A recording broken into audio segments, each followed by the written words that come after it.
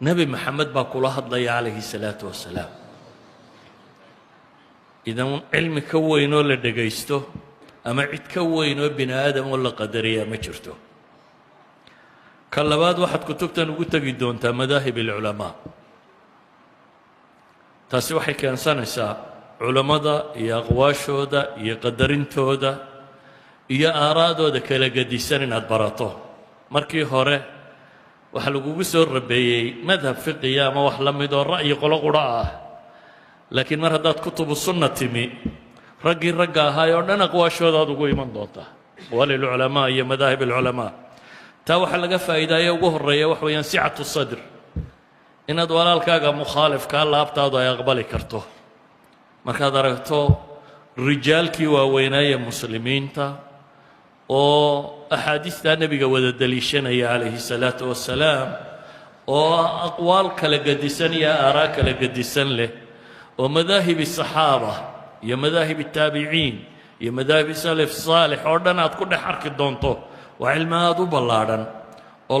la ballaadhni xoogaad ka faa'idi doonto waxaa kaloo ku jira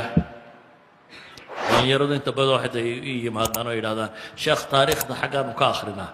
inta badan kutubtaana maqashaan ee kutubu taariikh la yidhaahdo laba fannuun bay ka warramaan imaa waxay ka warramaan dowladda iyo madaxdeedu siday isu beddeshay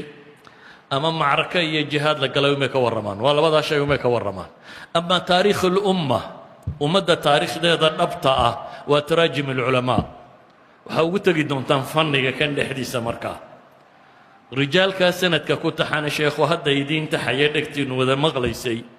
marka laydiin tarjameeyo nin walba ama casrigu noolaa ama cidduu la dhaqmay ama nimankii madaxda ahaa iyo aqwaashii dhex martay ama axaadiistan in badan aa arki doontaan xadiidku waxna waxay dhahdaan waa sababu lwuruudi alxadiid midna waxay dhahdaan waa sababu iiraadi alxadiid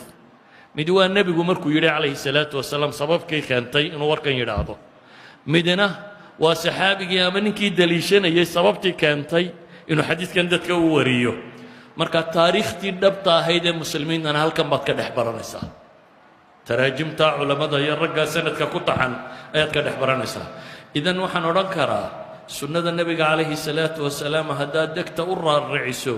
diinta dhammaanteed aad baranaysaa iyadaana ah sharaxii kitaabka alle subxaanahu wa tacaala haddiiba culamadii hore ay safri jirto hal xadiid ama laba xadiid ama hal kitaab ama ay u safri jireen idinka lix kitaaboo safara idin yimi lixdii sunanka oo safara ayaa idin yimi marka inaad ka caajistaan ama daashaan waa ceeb warkii nebi maxamed calayhi salaatu wasalaam cid sida oo idinka idiin soo safartay oo idiin timi haddaa hesheen waxay u baahan tahay ina aad ugu dhaganugulaataan aanay idinla cusnaana kutubta axaadiista ku qorani sunnada saxiixa ah oo dhan yani maalan imaam الdahabi fii siyarihi wuxuu ku tilmaamaya wazuhaa 4000 xadiid imaam ibn alxajar alcasqalaani fii nukatihi wuxuu ku tilmaamaya 4400 xadiid yani waxa kani waa xadiidkiiyo kugu soo noqnoqonayo u badan yahay ama riwaayaad kala gadisan taasina waxay keensanaysaa inaad raasukhdo